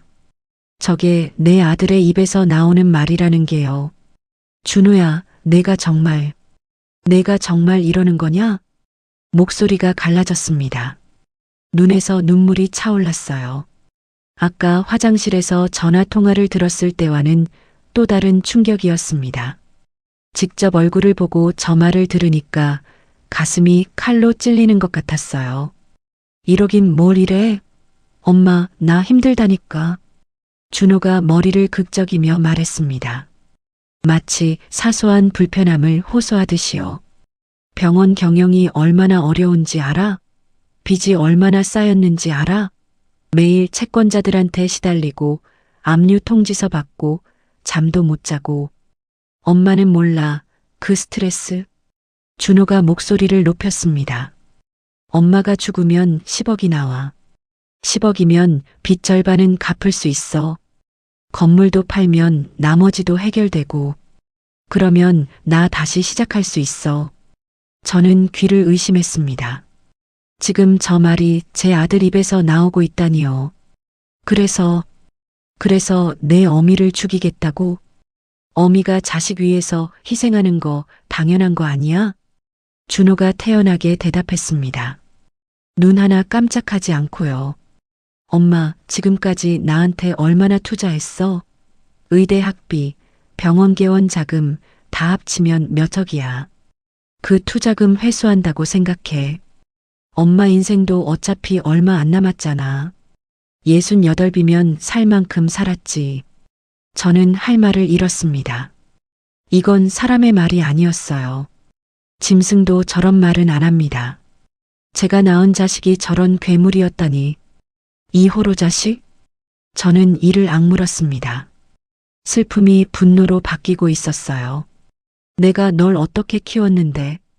새벽마다 뼈다귀 삶아서 국밥 끓이고 손이 트고 갈라져도 장갑 안 끼고 깍두기 담갔어. 내 학비 벌려고, 내 밥값 벌려고. 목소리가 커졌습니다. 마흔의 시장통에서 단련된 성량이었어요. 의대 갈 때 등록금 없어서 개 깨고 사채까지 썼어. 그 돈 갚으려고 50 넘어서도 새벽 4시에 일어났어. 허리 삐끗해도 병원 한 번 못 가고 일했어. 다 너 때문에. 준호가 미간을 찌푸렸습니다. 알아. 엄마 고생한 거 알아. 근데 그게 뭐 어쨌는데? 과거 얘기잖아. 지금 내가 힘든 게 더 중요해. 저는 경악했습니다. 저 말을 저렇게 당당하게 할 수 있다니요. 양심이라고는 눈곱만큼도 없는 놈이었어요. 너 사람이 아니다. 짐승이야, 짐승. 짐승이면 어때? 짐승도 살려고 발버둥 치잖아. 준호가 비웃으며 다가왔습니다. 엄마, 이제 그만하자. 어차피 여기서 끝날 거야. 순순히 협조하면 안 아프게 해줄게. 그냥 눈 감고 있어. 금방 끝나. 준호가 손을 뻗었습니다. 제 어깨를 잡으려는 거였어요. 저는 뒤로 물러섰습니다. 하지만 등 뒤는 절벽이었어요. 더 이상 물러설 곳이 없었습니다. 준호야, 제발 정신 차려. 내가 지금 뭘 하려는 건지 알기나 해? 알지. 엄마 죽이려는 거잖아. 뭘 몰라서 물어? 준호가 비죽 웃었습니다. 그 웃음이 너무나 낯설었어요. 저게 내가 키운 아들이라니. 저게 내가 젖 먹여 키운 내 새끼라니. 마지막으로 한 번만 기회 줄게. 순순히 뛰어내려. 그러면 적어도 내 손에 피는 안 묻잖아. 준호가 절벽 아래를 턱짓으로 가리켰습니다. 저는 아래를 내려다봤습니다. 까마득한 계곡이었어요. 안개 사이로 바위들이 희미하게 보였습니다. 저기 떨어지면 뼈도 못 추리겠죠. 싫으면 말고. 준호가 갑자기 달려들었습니다. 예상은 하고 있었어요. 하지만 38살 남자의 힘은 68살 여자가 당해낼 수 없었습니다. 준호의 손이 제 멱살을 움켜쥐었어요. 그대로 절벽 쪽으로 밀렸습니다. 으악! 저는 비명을 질렀습니다. 발이 바위 끝에 걸렸어요. 뒤꿈치 아래로 돌멩이들이 와르르 굴러떨어지는 소리가 들렸습니다. 엄마, 미안해. 근데 어쩔 수 없어. 준호가 저를 절벽 끝으로 밀어붙이며 말했습니다. 얼굴에 땀이 흥건했어요. 하지만 눈빛은 차가웠습니다. 죽고 나면 편해질 거야. 고생 많았어, 엄마. 발 뒤꿈치가 허공에 걸렸습니다. 조금만 더 밀리면 그대로 추락이었어요. 그 순간 저는 문득 발이 아팠던 게 생각났습니다. 아까 정자에서 쉴 때 준호가 꽉 묶어준 등산화 끈이 너무 조여서 발이 저렸었어요. 그래서 몰래 끈을 느슨하게 풀어뒀었죠. 등산화. 미끄러운 등산화. 저는 순간적으로 결심했습니다. 발을 비틀었어요. 느슨해진 끈 덕분에 등산화가 발에서 쑥 빠졌습니다. 저는 그 등산화를 손에 움켜쥐었어요. 이 호로 자식아. 저는 있는 힘을 다해 소리쳤습니다. 그리고 등산화를 휘둘렀어요. 딱딱한 밑창 모서리가 준호의 미간을 정확하게 가격했습니다. 퍽! 둔탁한 소리가 났어요. 준호의 머리가 뒤로 젖혀졌습니다. 으악! 준호가 비명을 질렀습니다. 얼굴을 감싸쥐며 뒤로 비틀거렸어요. 손가락 사이로 피가 흘러내렸습니다. 미간이 찢어진 거였어요. 이 미친년이. 준호가 욕을 내뱉었습니다. 하지만 앞이 안 보이는지 허우적거리기만 했어요. 저는 놓치지 않았습니다. 등산화를 다시 휘둘렀어요. 이번에는 관자놀이를 노렸습니다. 퍽! 준호가 힘없이 쓰러졌습니다. 바닥에 엎어지더니 신음소리를 냈어요. 그때 민지가 달려들었습니다. 아까 바닥에 엎어져 있던 민지가 일어나서 저한테 덤빈 거예요. 어머니. 민지가 소리를 지르며 제 팔을 잡았습니다. 저는 몸을 틀어 민지를 밀쳐냈어요. 민지가 비틀거리다가 일어나려던 준호와 부딪혔습니다. 둘이 엉켜서 넘어졌어요. 그리고 그대로 절벽 끝쪽으로 굴러갔습니다. 으악! 살려줘! 비명소리가 울려 퍼졌습니다. 저는 헐떡이며 그 광경을 지켜봤어요. 준호와 민지가 절벽 끝 바위에 간신히 매달려 있었습니다. 손가락으로 바위 틈을 움켜쥐고 다리는 허공에 대롱대롱 매달린 채로요. 엄마, 엄마, 살려줘. 준호가 소리쳤습니다. 얼굴이 피투성이었어요. 아까 제가 가격한 미간에서 피가 계속 흘러내리고 있었습니다. 엄마, 나야. 준호야. 제발, 제발 손 잡아줘. 준호가 애원했습니다. 목소리가 갈라졌어요. 눈에서 눈물까지 흘리고 있었습니다.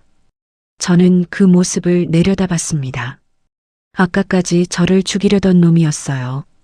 엄마가 죽어야 10억이 나온다고 했던 놈이었어요. 순순히 뛰어내리라고 했던 놈이었어요. 지금은 살려달라고 애원하고 있었습니다. 엄마라고 부르면서요.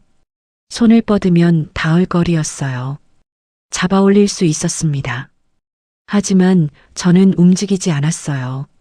엄마, 준호가 다시 소리쳤습니다. 저는 차갑게 내려다보며 입을 열었습니다. 너 아까 뭐라고 했지? 엄마 인생 얼마 안 남았다고? 68이면 살 만큼 살았다고? 준호의 얼굴이 일그러졌습니다. 그래, 나 살 만큼 살았어. 근데 말이야. 저는 천천히 말했어요. 죽기 전에 할 일이 있어. 너 같은 호로 자식을 세상에 풀어놓고 죽을 수는 없거든. 준호의 눈이 커졌습니다. 공포가 번지고 있었어요. 바로 그때 저 아래에서 사이렌 소리가 들려왔습니다. 사이렌 소리가 산 아래에서 울려 퍼졌습니다. 처음에는 멀리서 희미하게 들리다가 점점 가까워졌어요. 그리고 하늘에서 헬기 소리까지 들려왔습니다. 프로펠러가 공기를 가르는 둔탁한 굉음이 계곡에 메아리 쳤어요. 저는 하늘을 올려다봤습니다. 경찰 헬기가 산 위를 선회하고 있었어요. 헬기 옆면에 적힌 경찰 마크가 선명하게 보였습니다. 뭐야 저게. 준호가 바위에 매달린 채로 중얼거렸습니다. 얼굴에서 피가 계속 흘러내리고 있었어요. 눈에 피가 들어갔는지 연신 눈을 깜빡거렸습니다. 등산로 아래쪽에서 발소리가 우르르 들려왔습니다.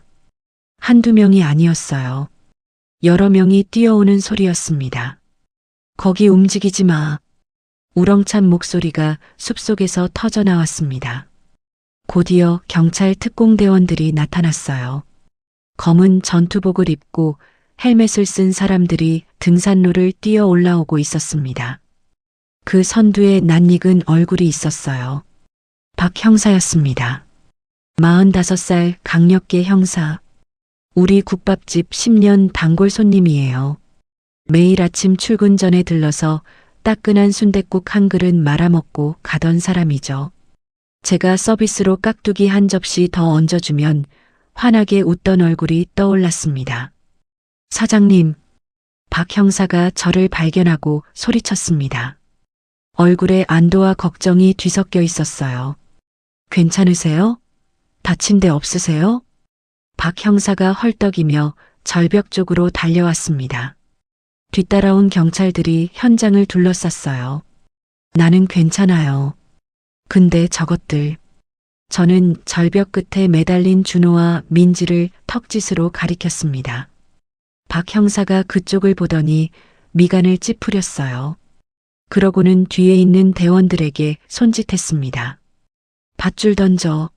빨리. 경찰들이 재빨리 움직였습니다. 밧줄을 풀어서 절벽 아래로 던졌어요. 준호와 민지가 허우적거리며 밧줄을 잡았습니다. 끌어올려. 박 형사의 지시에 경찰 대원 4~5명이 밧줄을 잡아당겼습니다. 준호와 민지가 바위를 타고 천천히 올라왔어요. 마침내 둘이 절벽 위로 올라왔습니다. 땅에 엎어지자마자 거친 숨을 몰아쉬었어요. 준호는 얼굴이 피투성이었고 민지는 온몸이 흙투성이었습니다. 박 형사가 차갑게 내려다보며 말했습니다. 강준호, 김민지, 당신들을 존속살해 미수 및 보험 사기 혐의로 체포합니다. 당신은 묵비권을 행사할 수 있으며 뭐라고요? 준호가 벌떡 일어나려 했습니다. 하지만 경찰 2명이 그의 어깨를 눌러 다시 바닥에 꿇어앉혔어요. 이거 나요. 무슨 짓이야? 준호가 발버둥을 쳤습니다. 얼굴에서 피가 뚝뚝 떨어졌어요. 오해예요. 우리 엄마랑 장난친 거라고요. 효도 관광 온 거예요. 장난이라고요? 효도 관광이라고요? 저는 어이가 없어서 피식 웃음이 나왔습니다. 아까까지 어미를 절벽에서 밀어버리려던 놈이 무슨 효도 관광이래요. 닥쳐. 박 형사가 낮은 목소리로 말했습니다. 준호가 움찔했어요. 우리가 다 알고 있어. 보험계약 변경 내역, 사전 답사 기록, 공범 매수 정황. 다 확보했어. 박 형사가 준호의 눈을 똑바로 쳐다보며 말했습니다. 그리고 당신 통화 내용도 녹음돼 있어. 그 노인네 죽어야 10억이 나온다. 그냥 밀어버리라. 그거 다 증거야. 준호의 얼굴이 새하얗게 질렸습니다. 입술이 파르르 떨렸어요. 그게 수갑 채워. 박 형사의 지시에 경찰이 준호의 손목에 수갑을 채웠습니다. 철컥 하는 소리가 유난히 크게 들렸어요. 민지도 마찬가지였습니다. 바닥에 엎어진 채 흐느끼고 있던 민지를 경찰이 일으켜 세우고 수갑을 채웠어요. 민지는 저항도 못하고 축 늘어져 있었습니다. 사장님, 박 형사가 제게 다가왔습니다. 품에서 은박 담요를 꺼내 제 어깨에 둘러줬어요.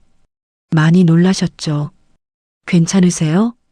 저는 담요를 여미며 고개를 끄덕였습니다. 하지만 괜찮지 않았어요. 온몸에서 힘이 빠져나가는 느낌이었습니다. 아드레날린이 빠지면서 후유증이 오는 것 같았어요. 어떻게 여기를 알고 온 거예요? 저는 떨리는 목소리로 물었습니다. 제보가 들어왔어요. 박 형사가 대답했습니다. 어제 저녁에 익명 제보가 왔어요. 강준호라는 사람이 어머니를 산에서 사고사로 위장해 죽이려 한다고. 장소, 시간, 수법까지 상세하게 적혀 있었어요. 제보요? 누가요? 처음에는 장난 전화인 줄 알았어요. 근데 조사해 보니까 진짜더라고요. 보험계약 변경 기록이 있었고 강준호 병원이 압류 직전이라는 것도 확인됐고요. 박 형사가 한숨을 쉬었습니다. 사장님이 오늘 등산 간다고 하셨잖아요. 어제 가게에서요. 그때 좀 이상하다 싶었는데 제보 내용이랑 맞아떨어지길래 바로 출동한 거예요. 저는 기억을 더듬었습니다. 어제 박 형사가 아침에 국밥 먹으러 왔을 때 제가 뭐라고 했더라. 내일 며느리랑 등산 가요. 아들이 등산복 사줬거든요. 그렇게 자랑을 했던 것 같아요. 그때 박 형사가 요즘 그 산 험한데 조심하세요 하고 말했었죠. 그냥 덕담인 줄 알았는데 뭔가 걱정하는 눈빛이었던 것 같기도 해요. 근데 제보자가 누군지는 아직 몰라요. 익명이라서. 박 형사가 말했습니다. 다만 강준호를 아주 잘 아는 사람인 것 같아요. 범행 계획을 너무 상세하게 알고 있었거든요. 저는 문득 쪽지가 생각났습니다. 낯선 남자가 건네준 그 쪽지. 거기에도 준호를 아는 사람이라고 적혀 있었어요. 같은 사람일까요? 그때 산 아래쪽에서 소란이 일었습니다. 경찰들이 웅성거리는 소리가 들렸어요. 저기요, 여긴 출입 금지인데요. 잠깐만요, 저 관계자예요. 날카로운 여자 목소리가 들렸습니다. 저는 고개를 돌려 그쪽을 봤어요. 등산로 아래에서 젊은 여자가 올라오고 있었습니다. 화려한 원피스에 하이힐을 신고 있었어요. 산에 전혀 어울리지 않는 차림이었죠. 29쯤 되어 보이는 예쁘장하게 생긴 여자였습니다. 경찰들이 막으려 했지만 여자는 아랑곳하지 않고 절벽 쪽으로 걸어왔어요. 그 여자를 본 순간 준호의 얼굴이 일그러졌습니다. 미진아? 준호가 소리쳤습니다. 목소리에 당혹감과 분노가 뒤섞여 있었어요. 미진아, 내가 왜 여기 있어? 설마 내가? 여자 미진이 준호 앞에 멈춰 섰습니다. 팔짱을 끼고 차갑게 내려다봤어요. 오빠, 오랜만이네. 미진이 비죽 웃었습니다. 입꼬리가 비틀어진 게 조소하는 표정이었어요. 내가 경찰한테 찔렀어? 준호가 이를 갈았습니다. 피투성이 얼굴이 분노로 일그러졌어요. 찌르긴 뭘 찔러. 그냥 사실대로 말했지. 미진이 어깨를 으쓱했습니다. 오빠가 나한테 뭐라고 했는지 기억나? 보험금 타면 빚 갚고 다시 시작하자고. 그때 빌려간 5억도 갚겠다고. 그래서 기다렸지. 미진이 손톱을 들여다보며 말을 이었습니다. 근데 알고 보니까 보험금 수령인이 나도 아니고 본인도 아니고 전현이더라. 미진이 민지를 턱짓으로 가리켰습니다. 민지가 움찔했어요. 그래서 깨달았지. 아, 나 버림받는구나. 이용만 당하고 쓰레기통에 버려지는구나. 미진의 목소리가 차가워졌습니다. 그래서 판을 엎기로 했어. 오빠가 나한테 그럴 거면 나도 오빠한테 그래도 되잖아.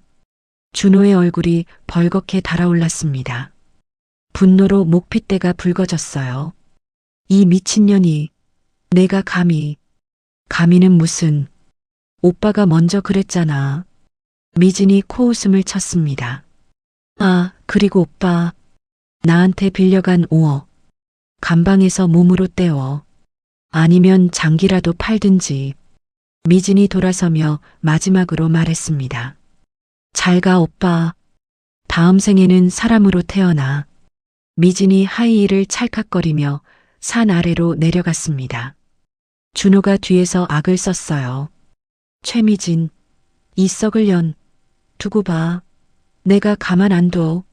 하지만 수갑에 묶인 채로 할 수 있는 건 아무것도 없었습니다. 경찰들이 준호를 끌어일으켰어요. 저는 그 광경을 멍하니 지켜봤습니다. 내 아들을 죽이려 한 여자, 내 아들의 내연녀, 내 아들한테 돈 빌려줬다가 배신당한 여자, 결국 내 아들을 신고한 여자. 참 아이러니했어요. 제 목숨을 구해준 게 아들의 내연녀라니. 준호와 민지가 경찰에게 끌려갔습니다. 비틀거리며 산을 내려가는 뒷모습이 보였어요. 저는 그 모습을 바라보며 서 있었습니다.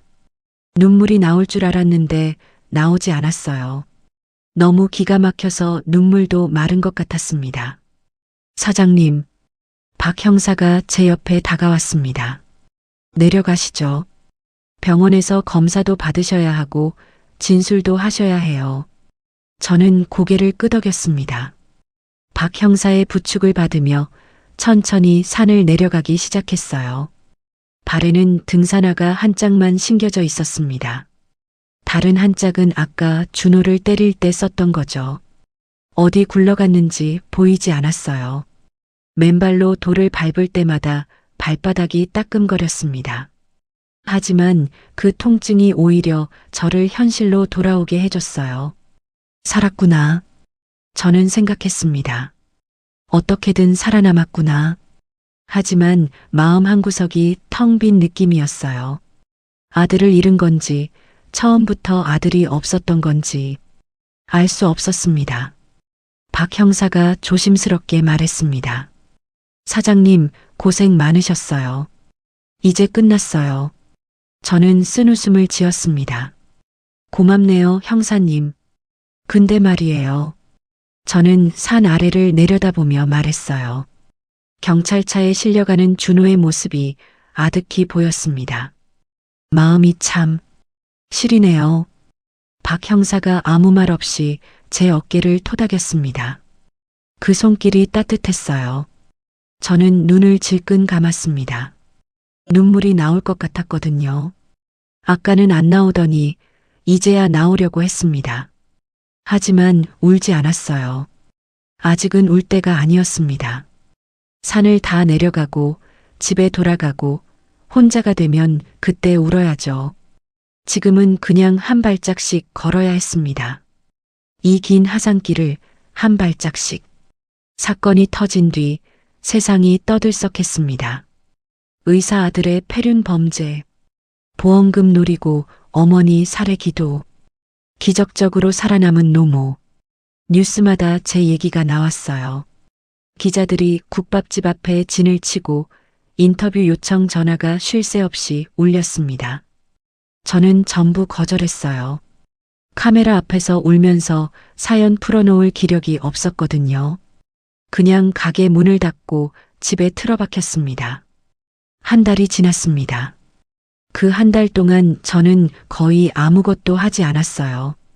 밥도 제대로 안 먹고 잠도 설치고 그냥 멍하니 천장만 바라봤습니다. 남편 영정사진 앞에 앉아서 혼잣말을 하기도 했어요. 여보, 우리 준호가 그런 놈이었어요. 내가 평생 키운 자식이 그런 놈이었다니까요. 대답은 없었습니다. 사진 속 남편은 여전히 온화하게 웃고만 있었어요. 어느 날 아침 저는 거울을 봤습니다. 한 달 만에 제대로 본 제 얼굴이었어요. 늙었더라고요. 주름이 더 깊어지고 볼살이 쪽 빠져 있었어요. 눈 밑에는 다크서클이 시커멓게 내려앉아 있었고요. 꼭 귀신 같았습니다. 그때 문득 생각이 들었어요. 이러다 진짜 죽겠구나. 준호한테 안 죽고 절벽에서 안 떨어지고 그렇게 살아남았는데 이러다 혼자 굶어 죽거나 병들어 죽겠구나. 그건 싫었습니다. 그놈 때문에 죽는 건 절대 싫었어요. 저는 이를 악물고 일어났습니다. 샤워를 하고 밥을 먹고 옷을 갈아입었어요. 그리고 국밥집 문을 열었습니다. 한 달 만에 여는 가게였어요. 먼지가 수북이 쌓여 있었고 냉장고에서 이상한 냄새가 났습니다. 저는 하루 종일 청소를 했어요. 바닥을 닦고 테이블을 닦고 창문을 닦았습니다. 해가 질 때쯤 되니까 가게가 그럭저럭 봐줄만해졌어요. 다음 날 아침 새벽 4시에 일어났습니다. 뼈다귀를 삶고 육수를 끓이고 깍두기를 담갔어요. 손이 기억하고 있더라고요. 40해 넘게 해온 일이니까요. 아침 7시에 가게 문을 열었습니다. 손님들이 하나둘 들어왔어요. 대부분 낯선 얼굴이었습니다. 단골들은 안 오더라고요. 아마 저한테 뭐라고 말해야 할지 몰라서 피하는 것 같았어요. 대신 처음 보는 사람들이 왔습니다. 호기심에 찾아온 사람들이었죠. 슬금슬금 저를 훔쳐보면서 수군거렸어요. 저 할머니가 뉴스에 나온 아들한테 죽을 뻔했다는. 저는 못 들은 척했습니다. 신경 쓸 여력이 없었거든요. 그냥 국밥 끓이고 그릇 닦고 계산 받고 기계처럼 움직였어요. 며칠이 지났습니다. 어느 날 오후 3시쯤이었어요. 점심 장사가 끝나고 손님이 뜸한 시간대였죠. 가게 문이 열리고 청년 하나가 들어왔습니다. 26쯤 되어 보이는 남자애였어요. 낡은 청바지에 후줄근한 티셔츠를 입고 있었습니다. 면접이라도 보고 온 건지 손에 서류 봉투를 들고 있었어요. 순댓국 하나요. 청년이 구석자리에 앉으며 말했습니다. 목소리가 힘이 없었어요. 저는 순댓국을 끓여서 갖다 줬습니다. 청년이 허겁지겁 먹기 시작했어요. 밥을 말아서 후루룩 들이키고 국물을 벌컥벌컥 마시고 며칠을 굶은 사람처럼 먹었습니다. 그 뒷모습을 보는데 가슴이 이상하게 뭉클했어요. 준호도 저랬거든요. 고등학교 때 학원 끝나고 집에 오면 배고프다고 난리를 쳤어요. 제가 차려주는 밥을 허겁지겁 먹던 모습이 떠올랐습니다. 청년이 다 먹고 계산대로 왔습니다. 카드를 내밀었어요. 저는 카드를 긁었습니다. 그런데 기계에서 삐소리가 났어요. 잔액 부족. 청년의 얼굴이 새빨개졌습니다. 당황해서 주머니를 뒤졌어요. 하지만 현금도 없는 것 같았습니다. 저기요. 죄송한데 제가 지금 잠깐. 청년이 고개를 푹 숙이며 더듬거렸습니다. 귀까지 빨개져 있었어요. 저는 가만히 그 모습을 봤습니다. 그러다 입을 열었어요. 됐어. 네. 개업 기념 공짜야. 나중에 취직하면 그때 갚아. 청년이 눈을 동그랗게 떴습니다. 믿기지 않는다는 표정이었어요. 정말요? 응. 가봐, 어서. 저는 손을 내저었습니다. 청년이 연신 허리를 굽혀 인사하며 나갔어요. 문이 닫히고 저는 빈 그릇을 치우며 혼잣말을 했습니다. 내가 미쳤나? 공짜는 무슨. 하지만 기분이 나쁘지는 않았어요. 오히려 마음 한구석이 따뜻해지는 느낌이었습니다. 며칠 뒤 가게 문이 열리더니 그 청년이 다시 들어왔습니다. 양손에 뭔가를 잔뜩 들고 있었어요. 할머니. 청년이 환하게 웃으며 다가왔습니다. 손에 든 건 비타민 음료 한 박스와 꼬깃꼬깃한 10,000원짜리 지폐, 그리고 편지 한 장이었어요. 이게 뭐니? 그날 국밥값이요. 그리고 감사 인사드리려고요. 청년이 편지를 내밀었습니다. 저는 편지를 받아 펼쳐봤어요. 할머니, 그날 국밥 먹고 힘내서 면접 합격했습니다. 전 부모님 없이 커서 늘 외로웠는데 할머니 국밥이 정말 따뜻했어요.